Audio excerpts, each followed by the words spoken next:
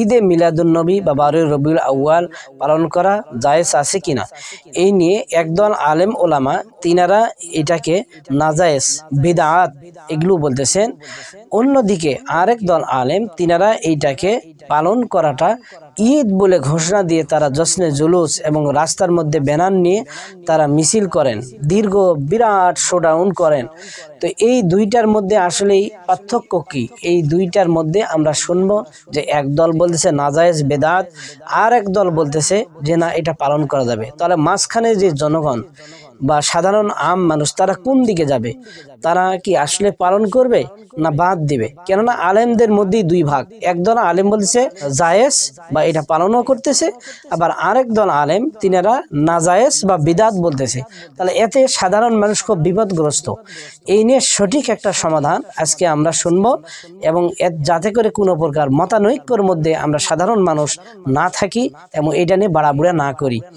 সঠিক সমাধান হচ্ছে, আল্লাহ রাসূল সাল্লাল্লাহু আলাইহি সাল্লামকে সাহাবাগণ জিজ্ঞাসা করলেন, ইয়া রাসূলুল্লাহ, আপনাকে দেখি যে আপনি সোমবার দিনে রোজা রাখেন, তো এই সোমবার দিনে আপনি কেন রোজা রাখেন? প্রতি উত্তরে এই হাদিসটা হচ্ছে সহিহ মুসলিম 198 নম্বর হাদিস।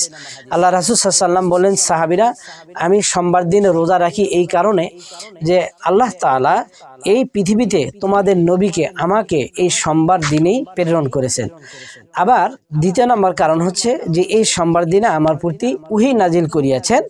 তাহলে বোঝা গেল এই প্রশ্নটা ওহী নাজিল হওয়ার পরে পরবর্তীর ঘটনা এটা, যেহেতু আল্লাহ রাসূল বললেন যে আমার প্রতি ওহী নাজিল করেছেন সোমবার দিবসে, এই জন্য আমি এটা আল্লাহ তাআলার প্রতি শুকরিয়া স্বরূপ রোজা করি। কেননা আল্লাহ তাআলা আমাকে ইচ্ছা করলে এই পৃথিবীতে নাও পাঠাতে পারতেন, তিনি দয়া রহম করে আমাকে প্রেরণ করিয়েছেন এই বিশ্ববাসীর জন্য রহমাতুল লিল আলামিন হিসাবে ঘোষণা করে দিয়েছেন। তো সুপ্রিয় দর্শক শ্রোতা, যে কোনো মানুষের জন্ম দিবস বিভিন্ন ধর্ম অবলম্বীরা তিনারা করেন কেক কাটিয়ে, তারা বা বিভিন্ন রং মাখিয়ে বা আতশবাজি করিয়ে, বিশেষ করে কেক কাটার মাধ্যমেই ইহুদি খ্রিস্টান বৌদ্ধ হিন্দু যারা আছে তারা জন্মদিবসকে পালন করে। এই কেকের মধ্যে থাকে মিষ্টি, এই মিষ্টি বিতরণ করে।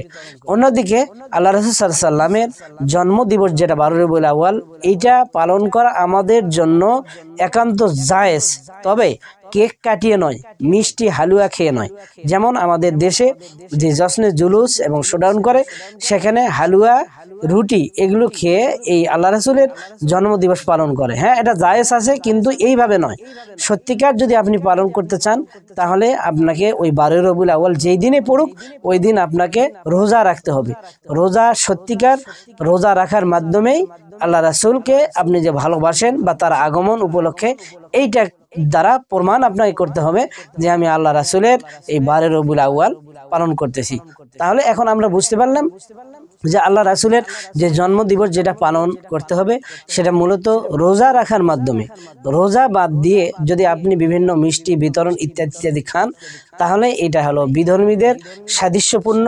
মান তাশাব্বাহা বিকওমিন ফাহুয়া মিনহুম, আল্লাহ রাসূলের হাদিস, আবু দাউদ শরীফের হাদিস। যদি কেউ যে কোনো জাতির সদাচরণ করে বা তাদের আচরণে সে নিজের জীবন পরিচালিত করে, আল্লাহ তাআলা কিয়ামতের দিন ওই জাতির সঙ্গেই তাকে হাসর নাসর করাবেন।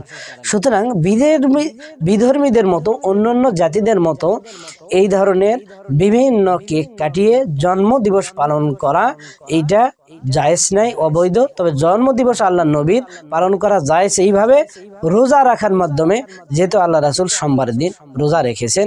সুতরাং কেউ যদি সত্যিকার নবী প্রেমিক হয় এবং সে যদি আল্লাহ রাসূলের আশেক হয়, তাহলে ওই দিন হালুয়া রুটি না খেয়ে রোজা রাখার মাধ্যমে তাকে এ পরিচয় দিতে হবে এবং তাকে রোজা রাখে এই দিন কি করতে হবে, এইটা পালন করতে হবে, তাহলে তার জন্য জায়েজ আছে। আশা করি আপনারা সকলেই এই সমাধানটি বুঝতে পেরেছেন। ওয়া আখিরু দাওয়ানা আলহামদুলিল্লাহি রাব্বিল আলামিন। আসসালামু আলাইকুম ওয়া রাহমাতুল্লাহি ওয়া বারাকাতুহু।